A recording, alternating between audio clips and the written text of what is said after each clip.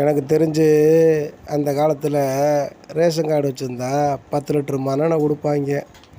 ஆனால் இந்த காலத்தில் பார்த்தீங்கன்னா அப்படியே தலைகீழாக மாற்றிட்டாய்ங்க. சிலிண்ட்ரு வச்சுக்கோங்க, சிலிண்ட்ரை யூஸ் பண்ணுங்கன்னு அப்படின்னு சொல்லி மிச்சம் 2 லிட்டர் மண்ணெண்ணெய் மட்டும் கொடுக்குறாய்ங்க.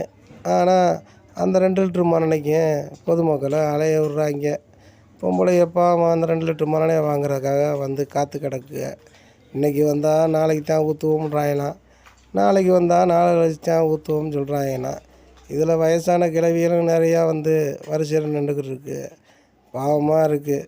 நீங்கள் சிலிண்டர் கொடுக்குறன்ற பேரில் இந்த 2 லிட்டர் மண்ணெண்ணெயை கொடுக்குறதுக்கு அதுக்கு நீங்கள் 10 லிட்டர் மண்ணெண்ணெயை வாங்கிக்கோங்க, சிலிண்டரும் வாங்கிக்கோங்கன்னா அவங்க வீட்டில் நிம்மதியாக உழ போய் எங்கே வேதனையோடு வந்து காற்று கடந்துட்டு திரும்புகிறாங்க. அதனால் அவங்க வேதனைப்படுற அளவுக்கு நீங்கள் நடந்துக்கிறாதீங்க.